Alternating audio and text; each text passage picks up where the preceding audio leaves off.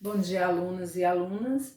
Nós vamos começar a nossa aula de hoje fazendo a correção da atividade ou do estudo dirigido encaminhado para vocês sobre o sistema ABO e RH, além da gente discutir sobre a doença hemolítica do recém-nascido, que é conhecida como eritoblastose fetal. Então, nós vamos agora à correção das primeiras questões. A primeira questão pede para que vocês definam aglutinogênios, aglutininas, antígenos e anticorpos. Então vamos lá. Aglutinogênios são proteínas que existem nas hemácias. E o que eu chamo de hemácias? Hemácias são as células sanguíneas, né, que existe no plasma que compõe o líquido do sangue. Então, as hemácias, né, são os glóbulos vermelhos e em volta dessas hemácias existem proteínas que definem o fenótipo desse sangue. O que eu chamo de fenótipo é o tipo sanguíneo. Então, por exemplo, sangue B, fenótipo é B. Sangue A, fenótipo A. Certo? Então, aqui, ó. Suponhamos que aqui seja a hemácia do sangue A e a gente tem aqui em volta dessas hemácias os aglutinogênios, que são as proteínas que definem esse sangue como A. No sangue B, terão aglutinogênios ou proteínas que definem o sangue B, tá?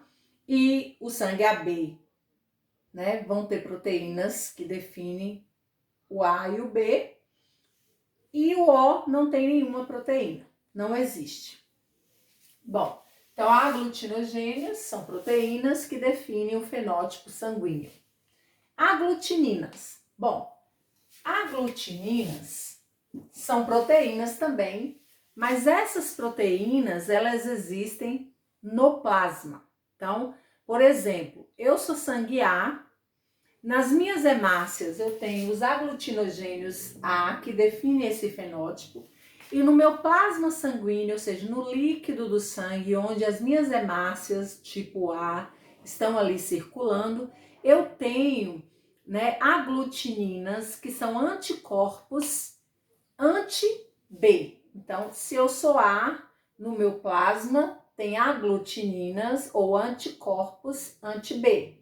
Então, eu não vou poder receber sangue B, porque se eu receber uma transfusão B, vai acontecer aí uma aglutinação e pode levar a óbito, tá? Então, quem é A, como eu, não pode receber sangue B, porque no meu plasma tem aglutininas ou proteínas que são anti-B.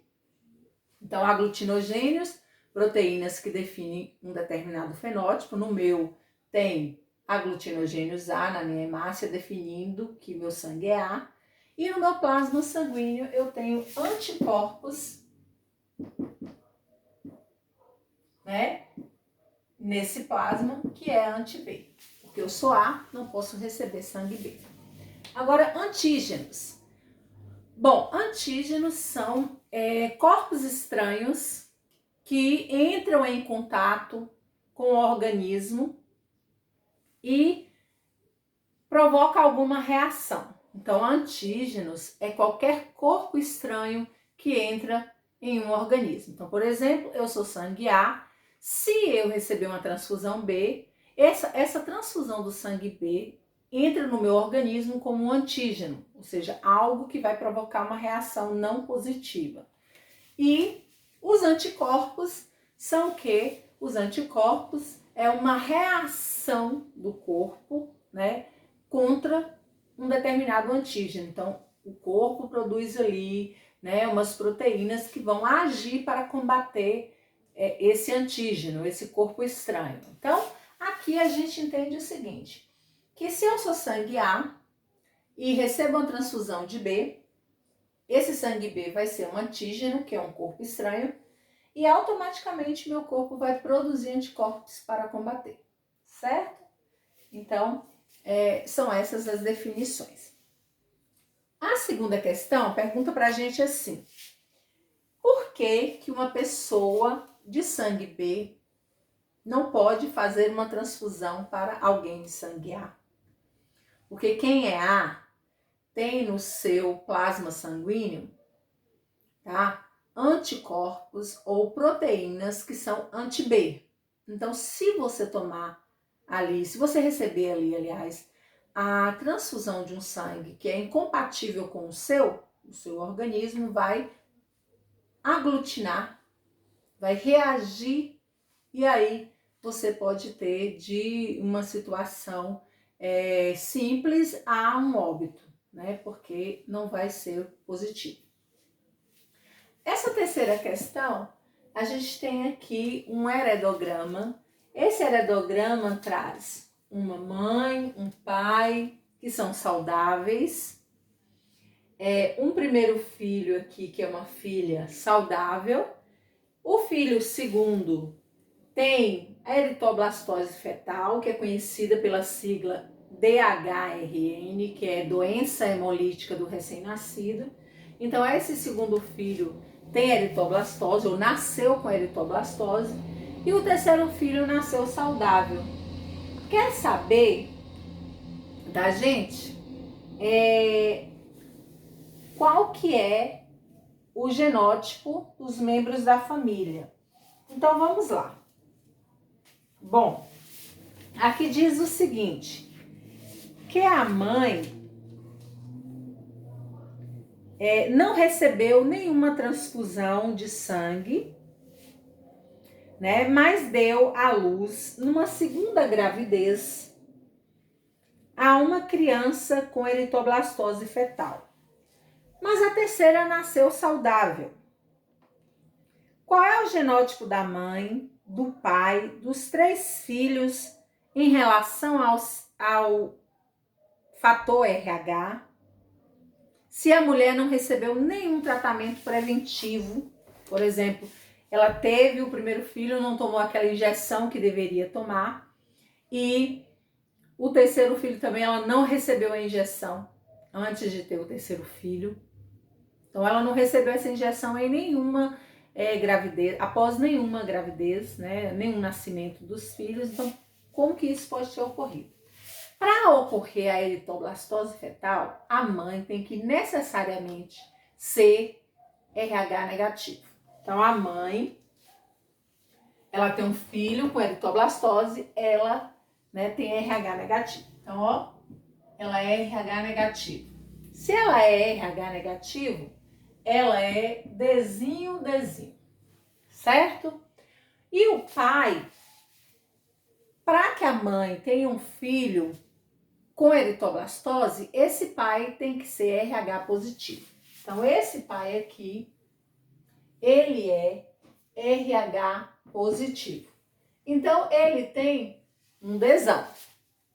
O outro eu não vou colocar agora, porque a gente só vai descobrir se ele é heterozigoto, Dzinho, se ele teve algum filho com RH negativo.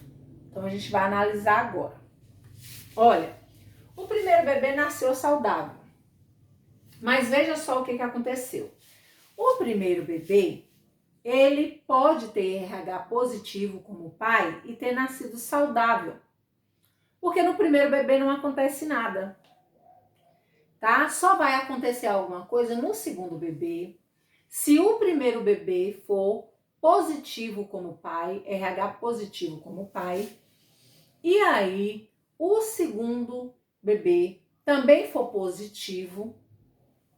Caso o sangue do primeiro bebê entre ali da placenta, entre na corrente sanguínea da mãe, a mãe, né, vai produzir anticorpos que vão ficar no seu corpo. E aí, numa segunda gravidez, esses anticorpos vão combater o sangue do bebê se for positivo também.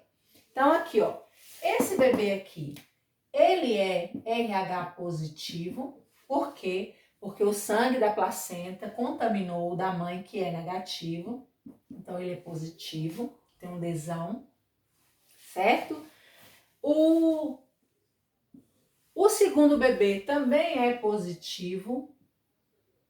Por que ele é positivo? Porque só terá eritoblastose fetal se o primeiro bebê foi positivo, entrou sangue da placenta na corrente sanguínea da mãe, essa mãe produziu anticorpos para combater isso, mas esses anticorpos ficaram no seu organismo. Aí, quando o outro bebê também foi gerado com sangue positivo, como o do pai, herdou o desão do pai, os anticorpos que estavam no corpo da mãe começou a combater, matar as hemácias dessa segunda criança e por isso ele teve a doença hemolítica do recém-nascido ou a eritoblastose fetal. Então ele também é positivo, certo? Aqui eu posso definir qual que é o genótipo dele? Sim, porque ó, a mãe só tem Dzinho, então ele tem um Dzinho da mãe, mas ele é positivo, ele tem o Dzão do pai. O outro bebê também, ó, a mãe só manda Dzinho, mas ele foi positivo e teve eritoblastose fetal, certo? Ele tem o Dzão do pai. Agora, como é que o terceiro bebê, ele pode ter nascido saudável? Porque, olha, se ele nasceu saudável, mesmo tendo anticorpos no corpo da mãe, como que isso pode ter ocorrido? Olha só, a mãe tem Dzinho para mandar. Pronto. O pai, se ele nasceu saudável, é porque o pai era heterozigoto. Então, esse pai mandou Dzinho. Esse terceiro bebê, ao contrário dos outros, ele tem o RH negativo, certo? Por quê? Porque ele sendo negativo como a mãe, aí não corre risco de anticorpos matar. Por quê? Porque ele é negativo como a mãe. Se ele fosse positivo, aí sim os anticorpos iam reagir matando suas hemácias. Nesse caso, o terceiro bebê, ele é Dzinho ou RH negativo. Então, nós temos a mãe é Dzinho ou RH negativo. O pai é Dzinho, RH positivo. O primeiro filho, RH positivo, Dzinho. O segundo, Dzinho, RH positivo. E o terceiro, Dzinho, RH negativo, como a mãe. Por isso ele nasceu saudável, certo? Então aí estão os genótipos do pai, da mãe e dos 3 filhos. Dê pausa no vídeo e faça as anotações, as correções.